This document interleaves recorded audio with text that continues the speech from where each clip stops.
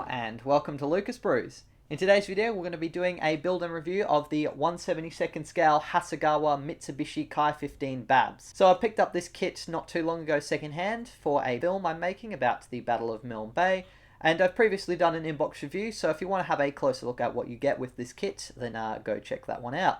Otherwise though, let's get into building this one. To start with, I washed all the sprues in some warm soapy water to improve paint and glue adhesion, and then I began by cutting out the forward fuselage piece along with the engines, exhaust, propeller, and the washer that locks the propeller into place.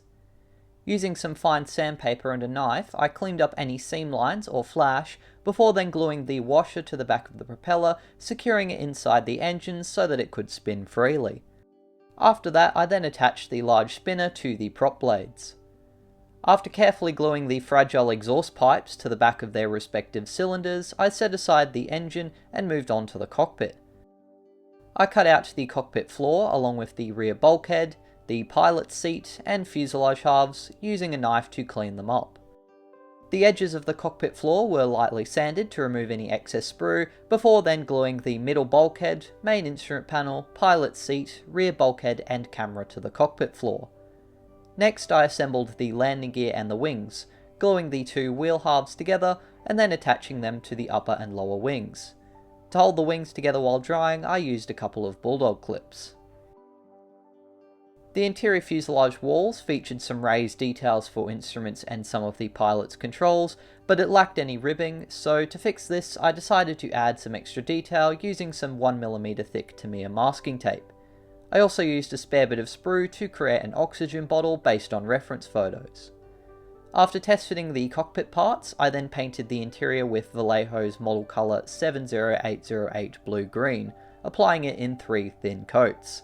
While waiting for each coat to dry, I painted the engine details with Vallejo 70865 oily steel, and then the exhausts with some Tamiya X31 titanium gold. The instrument panel, camera and various cockpit details were then painted Vallejo 70950 matte black using a fine brush. Off camera I painted the 2 seats with Vallejo Model Air 71126 IDF green, and then I painted the table and control column base with Vallejo 70983 flat earth. I applied a second coat of the titanium gold onto the exhausts, and painted the camera with a coat of Vallejo 70997 silver, although this would change a little bit later in the build. To bring out the raised cockpit details, I used a mix of Vallejo vermilion red and flat white to dry brush various switches and also the instrument panel. The artificial horizon on the instrument panel was painted using Vallejo deep sky blue and a bit of flat earth. A small amount of Vallejo gloss varnish was then applied onto the gauges to give them a glass-like shine. For engine details, I dry brushed some Vallejo silver onto the wiring for the cylinders, and to enhance the interior I then applied some Tamiya black panel liner scent, and once that had dried I wiped away the excess using a cotton bud which was soaked in X20 enamel thinners to help remove the excess panel liner from raised details and help it flow into the recesses. The table in the rear of the aircraft was painted using both Vallejo natural and dark wood grain texture paints, and then I got out some Tamiya weathering powders and used them to add a subtle dirt build-up on the floor and the base of the cockpit walls.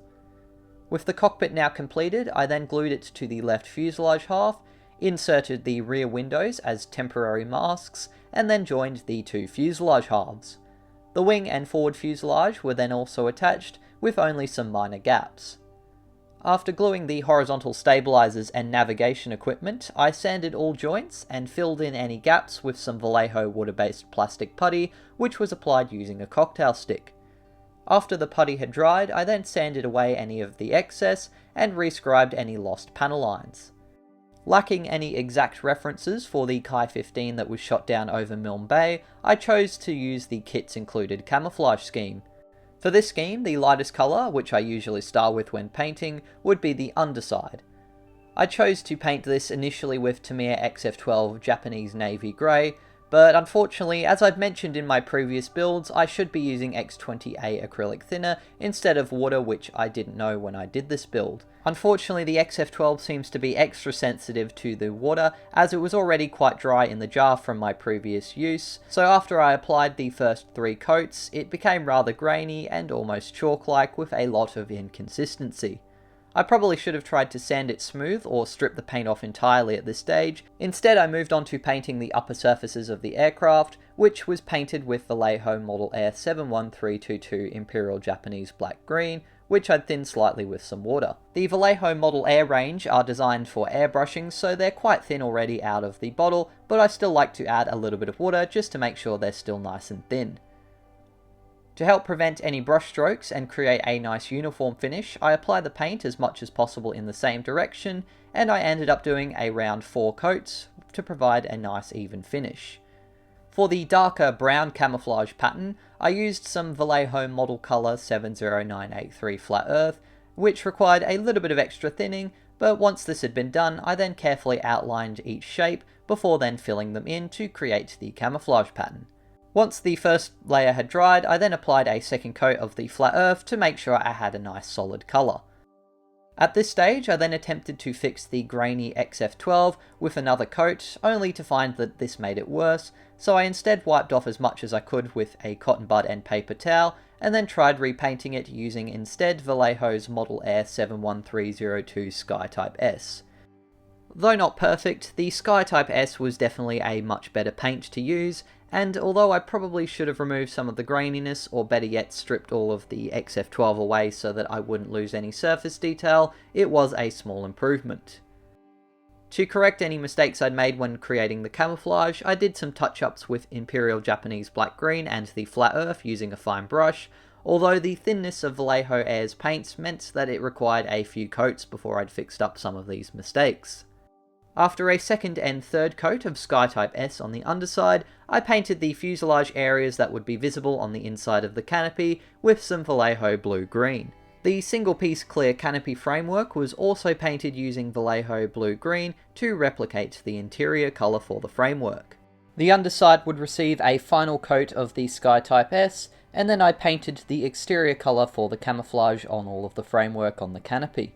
With most of the painting completed, I then glued the engine and cowling into place, and painted the undersides of the cowling with Sky Type S. Finer details were painted at this stage, including the various cockpit navigation instruments and the tyres flat black, and the right side of the cowling was painted with Flat Earth.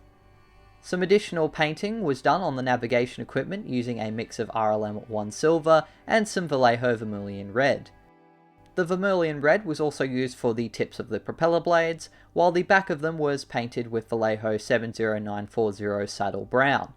I removed the clear window plastic parts with some tweezers, intending to replace them later on with some crystal clear, and to prepare the model for decals, I applied a coat of Vallejo's water-based gloss varnish over the entire model, thinned with a little bit of water.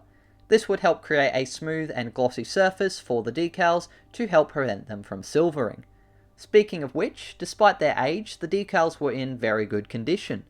After soaking them for a few seconds in some warm water, I then applied them onto the model using my fingers or a brush. Once they were in place, I used a cotton bud to apply some Vallejo decal softener onto them, and then I applied some Tamiya decal adhesive to help them conform to the surface details of the model.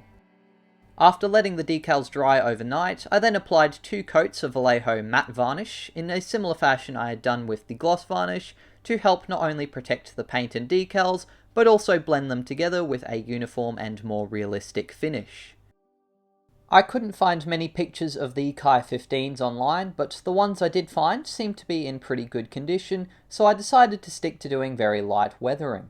Using a fine brush, which I dabbed on some paper towel to keep dry, I applied some XF16 flat aluminium very sparingly onto the leading edges of the wings, around the walkway area, and on some of the recessed panel lines along the fuselage to create a small amount of metal chipping. The finer details were then removed from the sprue which they had been painted on and glued onto the model. The finer details were then touched up after they'd been attached to the aircraft, and I also gave the propeller another coat of RLM01 so it would get its unpainted metallic shine back, which it had lost previously due to the matte varnish. To then highlight the engine details and give it a grimy appearance, I applied a heavy coat of Tamiya black panel liner over all of the cylinder details. The panel liner was also applied in a streaking motion onto the edges of the cowling to add some oil leaks, which are obviously quite common with radial engines, and also along most of the modest panel lines to create a post-shading effect and help to highlight the recess details.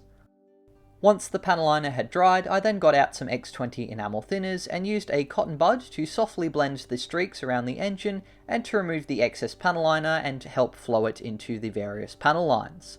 I continued this process until the panel liner was as subtle as I'd wanted it for this model. Of course, I managed to knock the massive antenna and pitot tube off and had to reglue it after I'd completed this step. For some additional weathering, I used Tamiya's Weather Master powders, using some rust-coloured pigments to give the exhaust a rusty and worn-out effect, followed by some black pigment, which was used to simulate the exhaust stains from the exhausts, and also to add some extra oil and grease streaks around the engine cowling, the access hatches, and the controls. If the effect was too heavy in any areas, I would use a fine brush or a cotton bud dipped in some water to help remove the excess powder and soften the effect. Finally, some sand and mud pigment was brushed along the walkways to simulate a build-up of dirt from the crew, as well as on the wheels and the fairings to give the impression that the aircraft had been flying out of some improvised strips. Despite the delicate and tall antenna, I still decided to have a go adding some rigging wire to the model. I used AK Interactive's mega thin rubber wire, which was superglued to the tail and antenna, as well as a small extra part to the canopy for the additional wiring. This process was very fiddly, so I thought I'd spare the full clip of me fiddling around trying to do it. The camera was finally painted in overall Sky Type S, and then I carefully picked out the details of its lens with some Tamiya X1 gloss black. Finally, I added the smaller windows to the model by using some crystal clear applied with a small cocktail stick, and after painting over any excess with some matte varnish to remove the shine, the Hasegawa 1/72nd scale Ki-15 Babs was finally completed. And here you can see the final results. So starting with the bad points, I really should have not used the XF12 after it had gone dry from my inappropriate use of water to thin the Tamiya acrylics. This is a lesson I'd only learnt after doing this kit, and a few others at a similar time, so this is kind of a reoccurring theme with some of my other build videos that were filmed before or around the same time. Maybe I was also a bit too thick with the other paints and should have thinned the layers down further, and the thin panel lines on the Babs make it a lot easier to accidentally fill them in with paint, so I probably should have rescored them a bit to make them slightly deeper. I also found that the model air colours are rather thin, and since the black green was a rather light colour, it required several layers to fix any mistakes, so it wasn't as forgiving as some other paints that I've used. Otherwise though, I'm really happy with the final results, especially the camouflage pattern and colours, the blue-green for the interior, and my rather restrained weathering, which matched the few photos that I could find of the Babs. For a 1973 tooling, this kit is honestly pretty great. As well as having very few fit issues, it has some good recess details, although these are admittedly a bit on the shallow side, and some nice engine and even cockpit details. Unusually though, for a Hasegawa kit, it didn't have a crew, which was a little bit of a shame, and I also would have loved the option to have the canopy open, but as a compromise, I've left my aircraft's canopy unglued so that I can add or remove spare pilots for animation purposes, although this does mean I wasn't able to correct the noticeable gap between the tail area and the rear canopy. Although it's quite a old kit, the last time Hasegawa released this tooling was, according to ScaleMates, as recent as 2007. So if you can find one secondhand for a reasonable price like I did and are keen, I would definitely recommend giving it a go, and I'm very much looking forward to using this kit in my upcoming Battle of Milne Bay film. So that pretty much wraps up this video on the Ki-15 from Hasegawa. I do hope you enjoyed it and got something out of it. If you did, please be sure to leave a like and also subscribe to the channel, as it really helps out. And of course, a massive thank you to my wonderful patrons for helping me to fund not only buying these kits, but also the products I use when I make them. And if you have any questions or suggestions on how I can improve or other creative feedback, then let me know in the comment section below. Thanks again for watching, and of course, until the next video, as always, take care and model on.